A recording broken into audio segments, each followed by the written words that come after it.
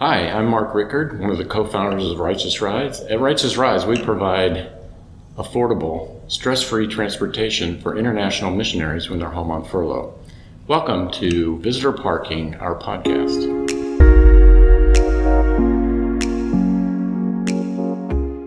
Welcome to Visitor Parking. I'm Zane, and here we're with Betsy and Rob, and they're with Wycliffe Bible Translators. Tell us a little about why you're here today at Righteous Rides.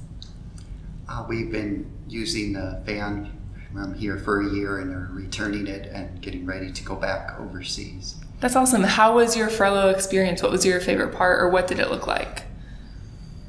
I think for me, meeting our new grandkids was one of the highlights. We have two new grandkids. One is, well, we have three. So we have Harper, we met her once, who's 4, and then we have Lily, who's 3, and Zane, a little boy, who's 1.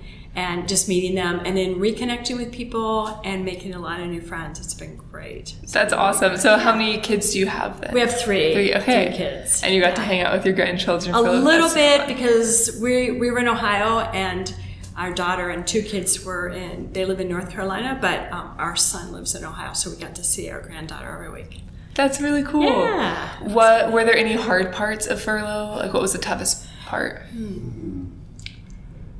Well, one hard thing was I injured my foot. Oh no. I cut it on it.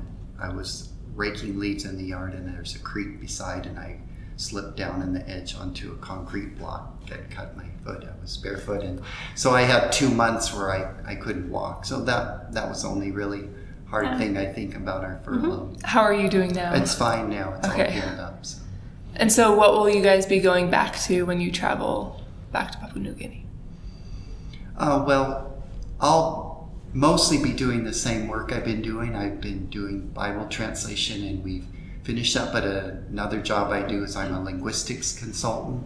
So I help other translators to analyze the grammar of the language that they are helping to translate in. I don't know the language, but I know about the different languages in the country, and so I help them. So I'll have more of that involved role and less with the translation, because we finished the translation and had our dedication our last term there. And he didn't mention, as soon as we had the dedication, then 2 months later, we moved to Australia for him to complete his PhD in linguistics. That would help him to better help other translators. So that was the whole idea. So we haven't been to Papua New Guinea for 4.5 years. Okay. And I'll be going back to a totally new job for me. I'll be the linguistics section coordinator. So I'll coordinate the new translators with the linguistics consultants like Rob.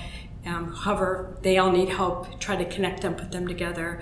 And then I'll be in charge of some conferences, and I'll also be a mother tongue translator trainer. So I'll be teaching Papua New Guineans.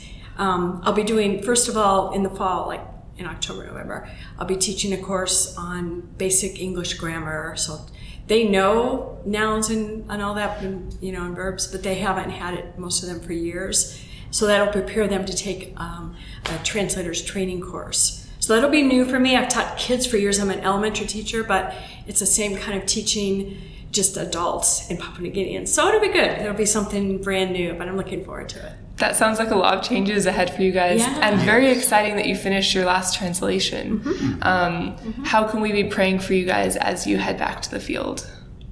Just the adjustment to the changes in our roles, and also changes there because we've been away for a while, and there's so we don't know. Like, our house has some damage from an earthquake last September.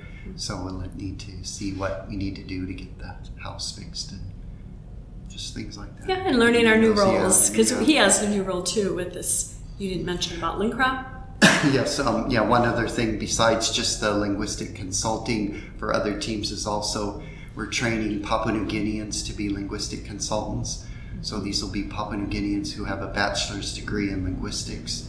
So training them and mentoring them. They go out on trips in the villages and learn the language and try to analyze the grammar of those languages. That's awesome. Thank you guys so much for coming on Visitor Parking.